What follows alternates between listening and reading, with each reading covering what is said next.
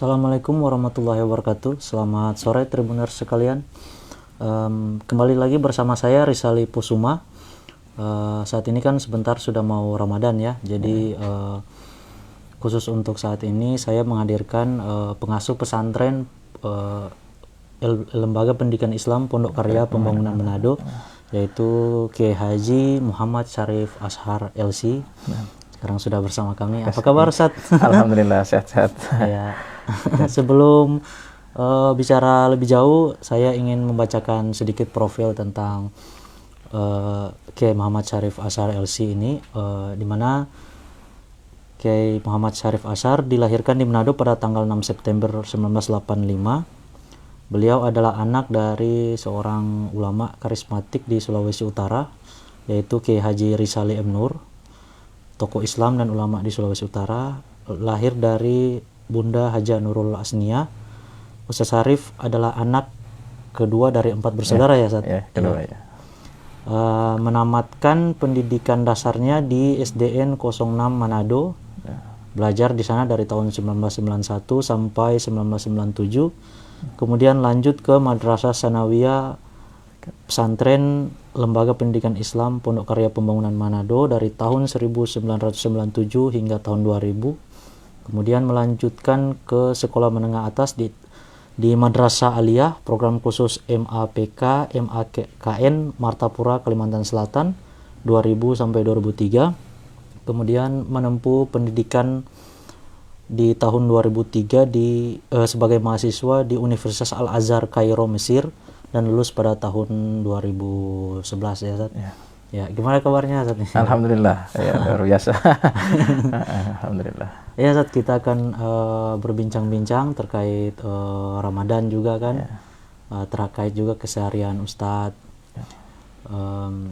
Tapi sebelumnya saya mau bertanya, Ustadz, apakah Ustadz ini menjadi Ustadz memang adalah cita-cita dari kecil atau sempat pernah ada cita-cita lain? Ya, jadi kalau saya itu sebenarnya cita-cita awal itu jadi pilot ya. Oh ya. Jadi cita-cita pertama karena sering dibawa oleh almarhum ayahanda ke Kalimantan, kemana-mana kan waktu masa kecil, sehingga terbetik keinginan untuk menjadi pilot. Tetapi tentunya ya mungkin takdir berkata lain, karena tadi kita hidup di pesantren ya, dididik dengan suasana dan lingkungan pesantren yang bernuansa agama yang sangat kental, sehingga jalannya ya mungkin seperti itu ya. Itu gambaran awalnya kan. Jadi kalau di masa kecil memang saya memang lahir di dalam pesantren sendiri kan, tidak ke luar, misalnya orang bilang ke rumah sakit, tidak, dia itu di dalam rumah sendiri. Dari masa kecil itu saya masih ingat di masa-masa kecil itu tentunya didikan orang tua itu sangat berpengaruh. Jadi kalau dikatakan saya bukan seorang qori yang sering tampil ya, tetapi saya dengan apa yang diperdengarkan oleh orang tua itu membekas. Itu makanya didengarkan setiap hari kan, setiap Jumat kita mendengar lantunan ayat-ayat di masjid kita kan, di pesantren. Sehingga walaupun saya tidak pernah tampil di musabaqah tilawatul Quran cabang tilawah, tetapi kalau disuruh membaca insyaallah saya bisa gitu ya. Jadi itulah masa kita di pesantren, sehingga saya tumbuh sampai di saat memasuki jenjang Madrasah Sanawiyah kan. Kalau di SD tadi disebutkan saya di SDN 06, di situ saya banyak mengenal, artinya punya sahabat dari berbagai macam etnis ya, di Manado khususnya kan. Kita dari bermacam-macam lintas agama, tapi alhamdulillah saya hidup tahu bagaimana bertoleransi, karena semenjak SD kita tentunya di Manado ini diajarkan hadir perayaan teman-teman yang Nasrani, yang teman Nasrani hadir juga di kelompok kita kan. Tetapi bukan untuk mengikuti ibadahnya, tetapi setidaknya untuk ikut bersama dalam rangka, artinya hadir, kita turut serta mensupport kegiatan itu kan. Sebagai teman ya. Ya betul. Jadi alhamdulillah dengan lingkungan yang terdidik nuansa kental pesantren, kemudian kita hidup juga di wilayah Manado yang tentunya sangat plural. Sungguh saya sangat bersyukur karena ketika kita keluar dari Sulawesi Utara, saya bisa menempatkan diri, ya kan, menempatkan diri di mana saja. Saya tahu, saya Muslim, tapi juga saya dikatakan kita mengenal kata toleran itu sudah jauh dari awal kita lahir, kita sudah tahu, sudah mengenal, Kemudian sampai saya masuk ke Madrasah Aliyah, program khusus itu. Saya punya cita-cita sebenarnya waktu itu tetap di pesantren, lanjut ke Madrasah Aliyah kan, dan bahkan punya keinginan untuk lanjut ke sekolah-sekolah umum karena kakak saya yang putri lanjut di Insan Cendekia di Gorontalo angkatan pertama. Jadi ketika punya keinginan seperti itu, tapi tentunya ayahanda mungkin punya pemikiran yang berbeda. Beliau tahu bahwasanya di Indonesia itu ada satu atau ada program Menteri Agama waktu itu kan mendirikan 10 Madrasah Aliyah program khusus. Jadi Madrasah program khusus ini memang kalau lihat dari kurikulumnya, kurikulum Madrasah Aliyah negeri, tetapi ciri khasnya khusus keagamaan, berasrama, tetapi tekanan dalam pelajaran itu di agama, dan berbahasa Arab. Jadi dia harus menguasai 2 bahasa Arab dan bahasa Inggris. Jadi kayak model tradisional. Tradisional, ya. Jadi kita dihadapkan oleh literatur, misalnya pelajaran sekolah, bukunya bukan buku bahasa Indonesia, langsung berbahasa Arab. Jadi kita juga di situ penuh perjuangan, kan 3 tahun, tetapi terasa seperti 6 tahun ya. Dan luar biasa, saya harus memang sangat berbekas untuk apa yang diberikan oleh guru-guru kami. Kita dididik full, seharian penuh dalam lingkungan fokus kepada pelajaran agama tadi dengan literatur Arab, sekali-kali dengan bahasa Inggris juga ditampilkan bersama, sehingga alhamdulillah punya modal juga untuk lanjut ke jenjang lebih tinggi di Mesir waktu itu. Nah, sampai ke Mesir, alhamdulillah saya waktu itu, kalau saya bukan jalur beasiswa, jadi dulu di Mesir itu di tahun 2003 itu orang bebas pergi ke Mesir. Kalau mau kuliah, nanti ada senior-senior kita di Mesir yang membantu. Jadi ijazah kita diterjemahkan, kemudian kita tinggal mendaftar seperti orang Mesir biasa. Kalau sekarang ini kan lewat Kementerian Agama, ada beasiswa, jadi memang sekarang jalurnya lebih khusus. Kalau kita dulu bebas, jadi waktu itu memang di Mesir tahun 2003 itu hampir ribuan, 1.000 orang mendaftar dari Indonesia. Ya.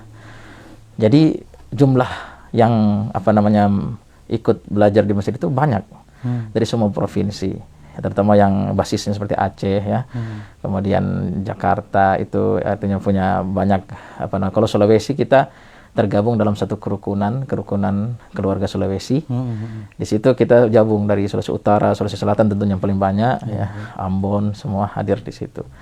Nah, dari situ kita dibagi, setelah kita menerima hasil lulus terdaftar di Al-Azhar, dibagi siapa yang ke daerah provinsinya, siapa yang tetap di ibu kota. Kalau saya khususnya kuliah di ibu kota Mesir, di Kairo. Kemudian jadi ada juga Al-Azhar tapi di di Mesir itu seluruh provinsi ada cabangnya. Jadi kalau kita di sini kan, kalau ini kan IAIN tetapi IAIN ini hanya di pusat kota kan. Kalau di sana Al-Azhar itu memang swasta. Al-Azhar itu terbagi ke semua provinsi. Nah, jadi kita dibagi sesuai dengan kemana dan kerukunan itulah yang membantu. Kita tidak keluarga kan, hanya kerukunan itulah yang menjadi keluarga kita. Kita dibantu ke arah kemana kita akan belajar, provinsinya, kemudian dibantu juga untuk pemilihan studinya. Nah, kalau saya mengambil studi Islam bahasa Arab. Studi Islam bahasa Arab itu memang fakultas terbaru dibanding fakultas-fakultas yang sudah terdahulu seperti Usuluddin, seperti Syariah, bahasa Arab. Tetapi karena waktu itu yang saya tahu, Al-Azhar itu membuka fakultas studi Islam bahasa Arab itu dikarenakan mereka ingin lulusan studi Islam bahasa Arab ini mampu menjawab tantangan dari semua lini seperti masalah akidah di usuluddin, ya, masalah fikih di syariah, masalah bahasa Arab, khususnya di bahasa Arab. Karena ada misalnya yang lulus dari usuluddin tapi dia tidak sanggup menjawab tantangan di syariah, fikih, ya. Ada yang lulus bahasa Arab, dia hanya menguasai literatur bahasa Arab tetapi tidak bisa menyimpulkan masalah fikih. Jadi di studi bahasa Arab itu juga belajar tentang fikih dan usuluddin juga. Usuluddin semua digabung dan memang agak berat dibanding yang lain. Ya, makanya saya kemarin ya termasuk tidak juga cepat selesai, ya. Kalau dari itu kita, dan menariknya di Mesir itu kita diberikan kesempatan, ya. Jadi kalau misalnya kalau bahasa kita di sini kan kontrak, ya.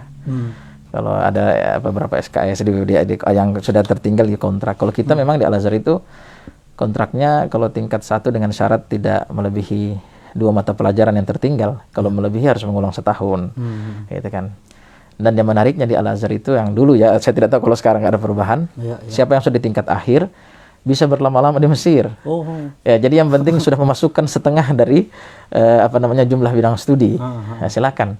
Setiap tahun Anda mau. Jadi banyak teman-teman itu memanfaatkan waktu itu. Jadi dia memanfaatkan situasi, saya mau belajar lagi, memperdalam agama, memperdalam di halaqah-halaqah dan seterusnya, begitu kan. Sampai nanti dia merasa sudah cukup dia untuk pulang, dia pulang. Jadi Ustadz juga sempat begitu? Saya sempat, tetapi saya sebenarnya ingin lama, tetapi karena situasi dan kondisi di pesantren kita di Manado membutuhkan tenaga pengajar. Jadi almarhum ayah mengajak, ayo kita kembali ke Manado, kan. Jadi ya sudah, kita kurun waktu yang tadi itu 8 tahun. Ada apa tidak, Ustadz? Misalnya kan kalau di Manado kan tentu kan kita kan sama-sama Islam, kan. Tapi tentu ada perbedaan mazhab dan tradisi juga. Bagaimana Ustadz sendiri beradaptasi dengan keadaan di Mesir, dan apakah Islam di Mesir itu secara tradisi sama dengan di Indonesia? Kita di Indonesia ini kita menganut mazhab Syafi'i. Ya. Kalau di Mesir juga sama seperti itu, kan mazhab Syafi'i, ada juga yang mazhab Maliki. Kemudian untuk biasanya perundang-undangan itu undang-undang pemerintah mengandung mazhab Hanafi. Kalau di Mesir, ya? Di Mesir.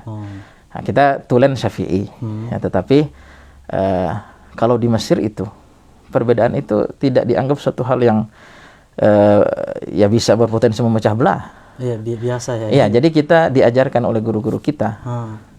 Kalau imammu bermazhab Hanafi, ya kau juga mengikuti itu. Secara otomatis. Iya kan, tidak mesti saya batal, saya tidak sah, gitu, tidak.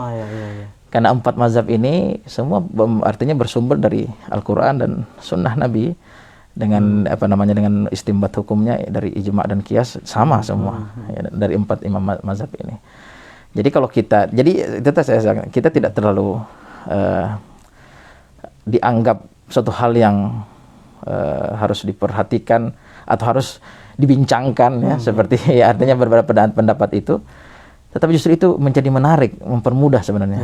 Jadi artinya ya kalau kita memang diberikan kemudahan, kenapa tidak, gitu kan, ya. Jadi berarti Ustaz, ketika ke sana misalnya kita mazhab Syafi'i, kita tetap mempraktikkan mazhab kita, kan? Silahkan dengan mazhab kita sendiri. Jadi tidak ada, tetapi suatu saat mungkin ada suatu waktu misalnya imam kita bermazhab Hanafi, ya kan? Apakah kita harus membatalkan sholat kita? Kan tidak. Jadi kita sholat saja mengikuti bagaimana beliau imam, dan itu tidak mengurangi keabsahan sholat, itu sempurna, begitu kan? Iya, itu. Alhamdulillah. Terus Ustaz, kalau di perbedaannya Ustaz, kalau misalnya kalau bulan Ramadan Ustaz, perbedaannya antara di Indonesia dengan di Mesir itu bagaimana Ustaz? Ya.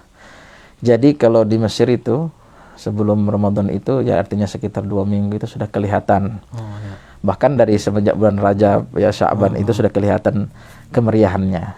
Jadi memang kalau Ramadan itu ramai, ya, terutama di malam hari. Malam hari itu tentunya orang yang ibadah, ya. Kita banyak pilihan. Mau sholat yang mana? Mau sholat yang 1 juz full ya dengan bacaan qiraat, ada Masjid Al-Azhar. Kalau kita mau bacaan 1 juz dengan 8 rakaat ya, banyak masjid-masjid lain. Ada juga masjid yang sesuai dengan selera Indonesia, mungkin mau cepat ya. Misalnya kan ada yang cepat. Ya biasanya mahasiswa banyak ke situ. Ya, itu, dan masjid itu memang bukan karena sengaja, tapi memang mereka mungkin tahu. Jadi di Mesir itu kan artinya ada masjid rawatib namanya, di masjid-masjid yang disinggahi orang itu sholatnya ringkas. Jadi karena seorang imam kan harus tahu ini orang ini hanya transit, hanya ini. Nah, jadi bila menjalankan tarawih juga seperti itu. Nah, jadi kalau kita yang memilih, kita mau sholat yang mana? Mau sholat yang 1 juz dengan qiraat, nah kita tahu oh ada tempatnya di sana. Ada di sini 8 rakaat 1 juz ya. Ada 8 rakaat ringkas ya. Ada 20, tapi 20 ringkas kayaknya tidak ada. Mungkin semuanya 20 pasti 1 juz begitu ya. Alhamdulillah. Jadi tidak mengurangi tadi kan. Kita memilih sesuai dengan situasi dan kondisi kita. Misalnya hari ini saya punya acara setelah tarawih, berarti kan otomatis mencari yang ringkas begitu kan. Nah, tetapi yang paling penting itu tidak artinya malam qiyamul lail itu dijalankan. Jadi tidak waktu kita itu pasti terisi lah begitu kan. Artinya ada orang mungkin ya kalau bahasa itu bahasanya para ulama kan dia menyia-nyiakan gitu kan, ada waktu istimewa kan apa tidak dimanfaatkan untuk, makanya tadi banyak opsi sebenarnya. Iya. Nah, tapi kalau kita kan kita monoton. 20 ringkas, 8 juga ringkas begitu kan, tidak ada yang. Jadi ada mungkin orang ingin menikmati, makanya sekarang alhamdulillah kalau saya lihat di Manado sekarang giat kan, sudah giat ada tarawih 1 juz ya. Alhamdulillah itu sangat luar biasa. Hanya orang ingin memilih kan silakan, tapi kita tidak boleh artinya mengharuskan jamaah kan. Nah, ada juga yang 28 mundur kan biasa seperti itu. Satu hal yang sangat luar biasa sebenarnya karena kita diberikan kemudahan, intinya jangan sia-siakan malam-malam istimewa ini begitu ya. Ramadan ya. Ada yang tidak bisa mengerjakan di waktu setelah Isya, mungkin di tengah malam. Di waktu di tahajud kan ya silahkan dengan masing-masing kebaikan yang dia miliki kan begitu, silahkan gitu. Nah kemudian untuk hal-hal yang kita kayaknya sama saja di Indonesia, saya lihat kalau di Mesir itu meriah, lampu-lampu itu luar biasa, ada istilahnya Venus ya. Jadi orang Mesir itu sudah jelas di pintunya harus ada lampu. Tapi yang dihadirkan ketika Ramadan saja. Kalau sekarang kalau kita juga di Manado saya lihat ramai juga kan, ada yang di masjid-masjid sekarang. Alhamdulillah artinya sebenarnya sama. Itu bukti cinta. Kalau saya lihat bukti cinta umat Islam terhadap ya tadi bulan Ramadan. Kalau tidak cinta kan maka dia karena dia cinta makanya dia senang. Makanya ada hadis yang menyebut siapa yang senang ya kan, man fariha bidukhuli Ramadan haramallahu jasadahu 'alan niran. Jadi siapa yang senang dengan datangnya Ramadan maka diharamkan jasadnya disentuh api neraka. Walaupun hadis itu punya banyak tanggapan kan. Ini ada hadis yang maudhu tapi secara makna ya pasti Allah tahulah orang yang cinta kan begitu kan, tidak ada ya. Ya pasti. Ustaz, bagaimana Ustaz? Kan kita kan bulan Ramadan itu kan pada saat kita kecil kan kita belajar berpuasa kan Ustaz? Ustaz itu mulai berpuasa itu sejak umur berapa Ustaz? Jadi tentunya kalau dari fikih ya. Kalau aturannya itu orang yang sudah balik. Balik ya. Itu sudah dihitung karena dia mukallaf kan. Iya. Tetapi kita kalau saya waktu artinya hidup di pesantren ya. Dari artinya dalam fikih itu ada istilah mumayyiz yang bisa membedakan ini benar ini. Nah di saat itu kita sudah diajarkan oleh orang tua. Berpuasa walaupun hanya setengah hari kan. Alhamdulillah. Dan terbiasa. Ya, jadi terbiasa sampai waktunya kita sudah wajib harus berpuasa penuh, kita berpuasa, ya kan. Tentunya dalam hidup ini ya kita dulunya mungkin hanya berpuasa artinya dari makan dan minum ya. Bertambah waktu, bertambah pengalaman, ilmu dan sebagainya, kita harus sadar bahwasanya tidak hanya sekedar menahan makan dan minum, tetapi kita harus artinya meningkatkan kualitas puasa itu sendiri kan. Artinya menahan hawa nafsu tentunya, atau menahan pandangan, menahan telinga dari mendengar yang tidak baik kan. Bahkan lebih dari itu, artinya seluruh anggota tubuh lah, ya, panca indera semua ya kan, tidak boleh bahkan berpikir yang negatif. Iya pasti itulah. Artinya sampai di situ, artinya agama ini mendidik kita kan. Ini kan sebenarnya madrasah. Ramadan ini madrasah. Kita sekolah ini ya. Disiplin ya sekolahnya. Ada yang disiplin hanya sekedar ya masuk waktu, keluar sekolah kan begitu.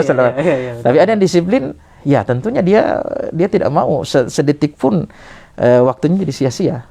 Jadi Ramadan ini sebenarnya latihan ya? Latihan, ya. Kan karena kalau lulus itu diberi predikat kan. La'allakum tattaqun, itu ya. Menjadi orang yang bertakwa. Iya. Ya, walaupun tentunya ya tidak semua akan lulus dengan predikat itu. Tetapi kita semua akan berbahagia di harinya.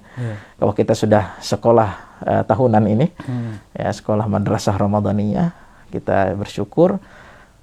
Orang yang sekolah di Ramadan ini, ibaratnya madrasah Ramadan ini, kita diberikan banyak bonus. Banyak beasiswanya. Iya, silakan ambil yang mana gitu. Iya, Zat, saya mau tanya, Zat.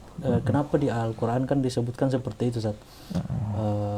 Berpuasalah kamu agar kamu bertakwa. Itu maksudnya. Jadi memang takwa itu artinya kan takut. Iya. Kita kalau istilahnya Sayyidina Umar itu, apakah kau berjalan, bagaimana kau berjalan di jalan yang penuh duri? Tentunya kau akan berhati-hati. Iya. Itulah takwa. Kita akan menghadapi jalan sepanjang tahun. Tetapi di madrasah Ramadan ini kita diajarkan, kita menahan hawa nafsu kita, kita menahan semuanya dari yang haram, dari yang dilarang oleh agama, agar supaya kita terbiasa. Nah, orang kalau dia berhasil, ya artinya menjalankan itu dari hari pertama, ya tentunya level dia naik. Muttaqun atau muttaqin disebutkan kan. Orang-orang yang bertakwa, bukan hanya sekedar beriman. Tapi dia akan menjaga predikat itu ya sampai setahun penuh, sampai dia kembali lagi. Walaupun tentunya ini tugas yang sulit ya, karena artinya dan memang seperti itulah juga seperti haji, ada yang mabrur. Bukan sekedar haji biasa. Yang mabrur itu yang memang betul-betul dia akan merasakan pada dirinya, dia melewati artinya kewajiban-kewajiban haji yang mengajarkan kita untuk menjaga ya haji kita itu. Maksud, itu kan maksud. Ya. Maksud tujuan haji kita itu kita jaga. Makanya kan kalau orang haji itu dilarang juga berkata kotor, mengumpat, itu kan tidak boleh. Dan itu harus dijaga itu predikat itu kan. Bukan hanya sekedar dipanggil haji kan tidak. Nah oleh karena itu memang sebenarnya puasa ini sudah ada disyariatkan dulu kan.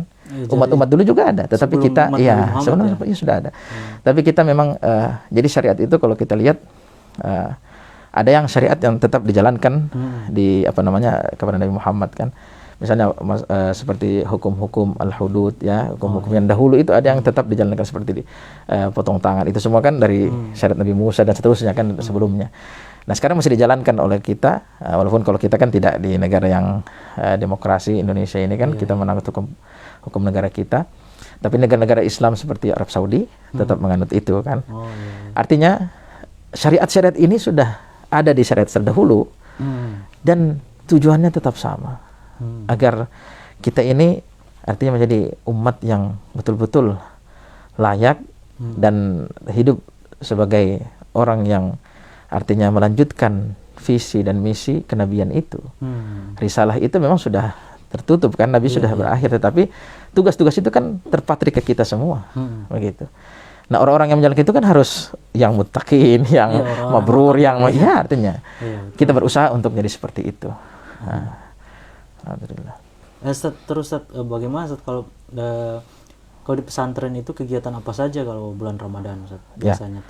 Kalau di pesantren kita, di pesantren Pondok Karya Pembangunan, di saat masuk Ramadan kita punya program takhasus. Takhasus itu pengkhususan. Sebenarnya itu takhasus itu untuk memperdalam para santri supaya mereka ketika pulang ke masyarakat sudah mempunyai bekal. Bekal itu ya terdiri dari kemampuan Al-Quran, kemampuan baca Al-Quran yang baik, tahsin dan hafalannya, dengan tentunya pembekalan itu bukan seperti belajar seperti biasa, tapi kita banyak ke prakteknya. Kemudian ada juga pembekalan takhasus fikih Ramadan, fikih ibadah kan. Kita poles lagi sehingga mereka ketika pulang mungkin mereka disuruh menjadi imam atau disuruh memberikan tausiah terkait fikih dibolehkan gitu kan, atau mengajar kan.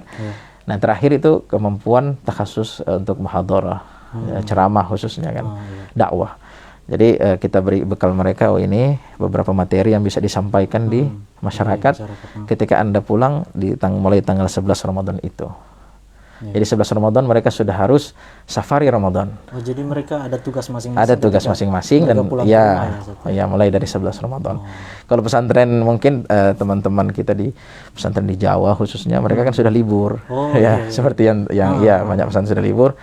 Karena pembekalannya sebelum Ramadan sudah ada. Kalau kita memang sudah tradisi, sudah 44 tahun berjalan rutinitas itu. Tidak ada apa lain pelajaran lain misalnya begitu, selain itu pelajaran tambahan? Ya, jadi kalau kita ketika masuk ke takhasus, maka kita kegiatan formal itu, belajar formal kita liburkan. Nah, kita khusus untuk mengisi yang bulan Ramadan itu. Ya. Berarti amalan-amalan juga amalan-amalan juga kita tingkatkan, terutama tentunya ya kegiatan seperti khataman Quran setiap hari. Kemudian setiap malam tentunya, kemudian mungkin qiyamul lail, tarawih sudah pasti ya. Setelah isya tarawih, kemudian qiyamul lail di pertengahan malam, insyaallah kita laksanakan. Iya. Alhamdulillah ya. Iya. Jadi dari mereka itu 10 hari ya, Ustaz? 10 hari. Digodok 10 hari. 10 hari. Setelah 10 hari itu dilatih untuk jadi bisa berceramah juga. Bisa kan? berceramah, insyaallah. Ya. Kembali ke kampung safari Ramadan. Safari Ramadan. Ya. Kita berikan tugas resmi itu. Oh iya, Jadi ada surat nanti ke Pak Imam atau Badan Takmir Masjid untuk nanti silakan dinilai. Jadi penilaiannya dari Bapak Imam, bukan dari gurunya kan. Jadi Bapak Imam akan menilai, orang tua yang akan mensupport kan, kita pindahkan madrasah itu di rumah gitu kan. Kalau kegiatan Ramadan sendiri saat di dalam pesantren itu, misalnya buka puasa bersama atau sahur, itu bagaimana? Itu kita seperti biasa ya, kita anak-anak santri itu bangun jam 3 subuh, setelah nanti sekarang ada tambahan qiyamul lail itu ya, sekitar jam 2:30 atau jam 2, jam 3 kemudian mereka sahur, kemudian kita masuk sholat subuh, dan itu tidak tidur, langsung takhasus tadi, tahsin Quran dan tahfiz. Kemudian setelah itu istirahat, kan pagi ya, jam 9 masuk lagi untuk takhasus fikih tadi. Kemudian masuk jam 11 persiapan zuhur, setelah zuhur istirahat, kemudian sore takhasus dakwah. Kemudian ada tambahan qiraat Al-Quran juga kan. Setelah maghrib buka puasa bersama tentunya. Ya, kemudian alhamdulillah ada donatur-donatur yang membantu juga kan untuk buka puasa. Untuk mereka itu ada pembimbing-pembimbingnya khusus? Masing-masing. Oh, masing-masing. Ada pembimbingnya. Kemudian untuk prakteknya tentunya ada kelompok-kelompok kecil yang harus dituntaskan. Jadi mereka dari masih di santri sudah dididik untuk berdakwah ya, alhamdulillah ya. Jadi modal dasar mereka memang seperti itu. Jadi pesantren kita itu 44 tahun ya. Karena dia monumental, ini sejarah sedikit, monumental Musabaqah Tilawatil Quran tahun 1977, yaitu nasional kan di Manado. Nah, karena dia monumental MTQ itulah, oleh karenanya kan santri itu yang sekolah itu harus bisa mengaji, ya kan, Al-Quran tentunya kan. Makanya kalau lihat spesialisasinya kita itu pesantren Al-Quran sebenarnya. Iya sebenarnya. Al-Quran. Kemudian kita jadi kualitas Quran itu kita godok sebaik mungkin, ya, supaya mereka ketika lulus itu sudah insyaallah sudah bisa mengamalkannya kan, atau mengajarkannya. Jadi ada kewajiban untuk menghafal Al-Quran ya, Ustaz ya? Kalau di pesantren kami ini saat ini sebenarnya kita hanya mewajibkan 1 juz saja. Yang 1 juz itu yaitu juz 30 untuk, artinya itu kan juz yang artinya sudah menjadi hafalan jumhur ya, orang semua menghafal itu. Kenapa kita tidak bebankan itu? Karena kita tidak bebankan semua ya Al-Quran sepenuhnya, karena kalau kita lihat jadwal kita sangat full ya, sangat penuh, baik itu madrasah pagi, pagi hari formal dengan non formal. Oleh karenanya, tapi ada santri-santri yang mungkin spesial, mereka bisa menghafal walaupun dengan situasi kita seperti itu. Jadi ada alhamdulillah alumni kita itu ada yang sudah 10 juz ya. Ada yang artinya lebih dari 10 juz juga ada. Ada yang ya rata itu 5 juz lah anak-anak kita sekarang ini. Nah, jadi yang sudah punya keberhasilan itu kita suruh mereka ikut musabaqah lagi, musabaqah tilawatul Quran kan. Artinya supaya mereka bisa mengevaluasi juga diri mereka kan, kemampuan mereka juga. Selama bulan Ramadan ada tidak misalnya panggilan untuk bagi para santri untuk ceramah di luar begitu? Ya, ada permintaan itu ada. Jadi kita khutbah dengan ceramah itu. Jadi permintaan itu kita siapkan juga orang-orang yang memang sudah siap tampil ya. Yang sudah bisa jadi selama 10 hari pertama ini juga ada permintaan selain yang masing-masing nanti kan di rumah kampung masing-masing ya. Begitu. Baik, Ustaz. Pertanyaan terakhir, Ustaz. Ya. Bagaimana Ustadz memaknai bulan Ramadan itu sendiri secara pribadinya, Ustadz? Saya Ramadan itu bagi saya artinya suatu hal yang istimewa dan itu mungkin bisa jadi Allah berikan kepada yang Allah inginkan. Banyak orang yang ingin berpuasa di bulan Ramadan tapi dalam kondisi sakit. Banyak orang yang ingin berpuasa tetapi umurnya tidak sampai. Oleh karenanya kita diberikan kesempatan itu, ya kita harus syukuri, ya kan. Semenit, sedetik, kalau belum sampai, kalau ajal kita tidak sampai ke Ramadan, maka kita tidak akan sampai kan. Oh, jadi orang yang sampai walaupun hanya sehari itu sudah luar biasa. Jadi saya memaknai diri saya dengan Ramadan yang ada ini memang satu hal yang ya kalau perlu kita renungi diri kita kan, karena itu keistimewaan yang luar biasa yang diberikan Allah kepada masing-masing tentunya. Saya di bulan Ramadan artinya kesempatan saya secara pribadi. Nabi Muhammad SAW saja kan artinya mengulang al-mushaf Al-Qur'annya di bulan Ramadan bersama Jibril. Apakah kita sebagai umat tidak akan menggali itu kan, mentadabburi itu? Kalau kita tidak punya kemampuan membaca 1 juz, ya cukup setengahnya atau bahkan apa saja yang ada ya kan, satu ayin saja atau yang itu sebenarnya sudah luar biasa itu. Satu huruf bernilai 10 paha kebaikan, tetapi kalau di Ramadan itu dilipat gandakan. Ya berkali-kali lipat. Apalagi kalau kita dapatnya di bulan atau di malam Qadar, Lailatul Qadar, itu luar biasa. Jadi sungguh sangat istimewa. Ibaratnya kalau saya itu men-charge lagi diri saya, ya kan, supaya saya bisa fight lagi ke depannya. Spiritualnya, ya luar biasa. Ya, makanya banyak orang, dan terus terang, kenapa banyak orang juga hanya artinya mengkhususkan di Ramadan? Karena mungkin dia merasa setahun penuh dia mungkin lalai.